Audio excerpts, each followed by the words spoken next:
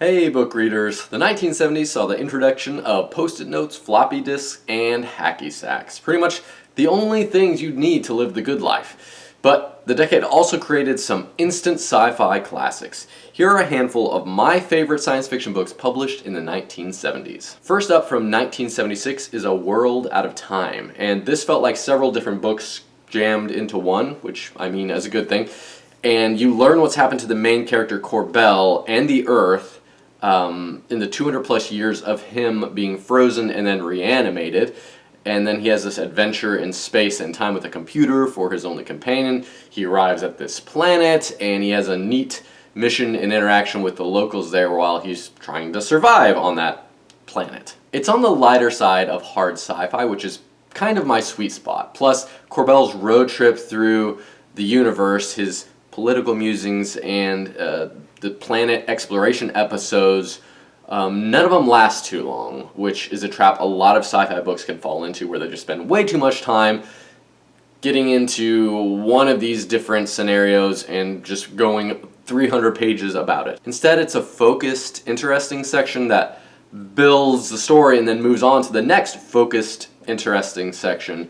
And like I said earlier, I think it has enough variety to make most sci-fi readers happy. Ultimately, it's like a long Star Trek episode where you quickly understand the character's predicament, the world he's suddenly thrust into, and I mean, I don't know how to explain the vibe other than it feels like the 1970s. Next up is The Inverted World from 1974, and this book starts simply with a city that's slowly moved by laying down tracks and pulling the city on those tracks. And it always has to move. The city always has to be going. It can't stop.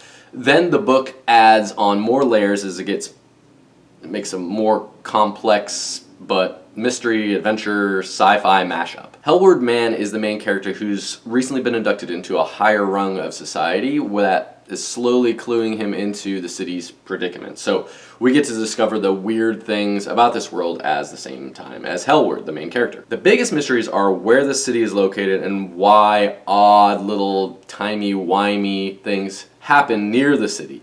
It's a suspenseful page-turner that hides just enough from you to keep you guessing. Now, the science-y physics parts of the book boggled my mind. I had no idea what was going on, but I got through those and was able to picture this crazy, realistic-sounding setting, and the ending was really rewarding as well. Serious sci-fi fans should definitely pick this one up. Up next from 1973 is Hunters of the Red Moon, and this is like an old-school version of the Hunger Games with a survival competition. It's a guilty, pulpy pleasure read of mine with several alien species, including an Earthman, who are kidnapped from their worlds and then forced to survive for a month against a Predator-style super hunter. One cool rule of the competition, though, is that they can pick any weapon to use from any part of the galaxy, any part of the universe. The characters are simple and shallow, and yeah, there's a touch of 70s sexism to it, but it's the mysterious setting and the alien creatures that make it a fun, fast read. Moving on to 1977's Inherit the Stars, which has a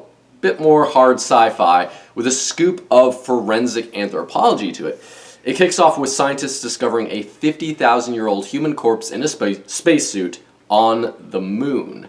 And that's where this giant mystery begins. You know, how did it get there? How did this corpse get there? Who was he or she, and why does their existence rewrite human history? It becomes a puzzle box story where every chapter ends with some mind-blowing revelation that opens up even bigger questions to this mystery. But unlike a lot of mysterious sci-fi books that just leave you hanging, don't give you all the answers, Inherit the Stars actually delivers a coherent, satisfying answer to the questions that it raises. Next up is a cult classic from 1973 called The Man Who Folded Himself, and it's not everyone's cup of tea for sure, but it's a short, wild ride that checks a bunch of sci-fi boxes. The main character is Dan, and he gets a time travel belt from his uncle and immediately starts hopping through history, gambling on horses, and messing with major events.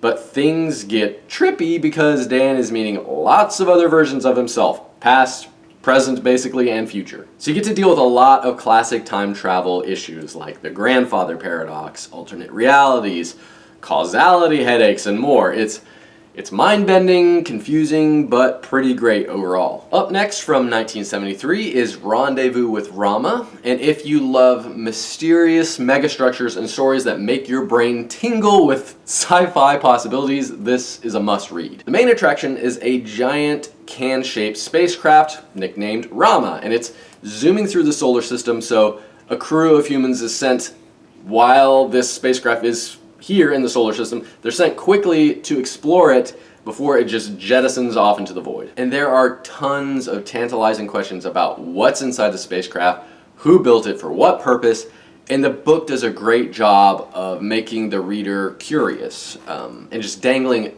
just enough details for us to latch onto and really want to keep reading. It honestly feels like you're exploring the spaceship yourself as you read the book.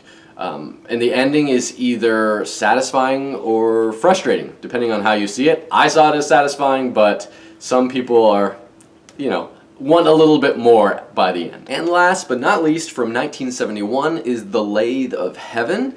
And in it, a guy named George Orr realizes one day that his dreams become the world's new reality. And he's the only one who notices the changes taking place. Whatever he dreams comes true. It happens. And he's the only one who can tell the difference between what was and what now is.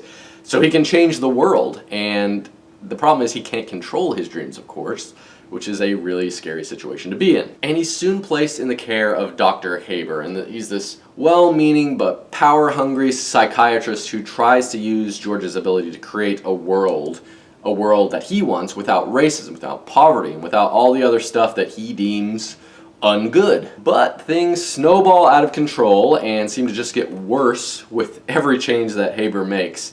Kind of like a genie who grants you wishes, but just not quite in the right way. It's a neat combo of sci-fi and psychology that explores different versions of Earth. But it's also frustrating since you're basically in this mine cart going downhill a million miles an hour with no chance of pulling the lever to stop the cart.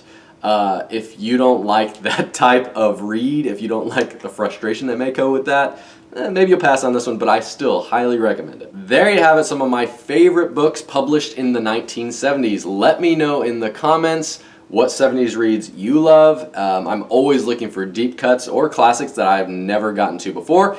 And as always, happy reading.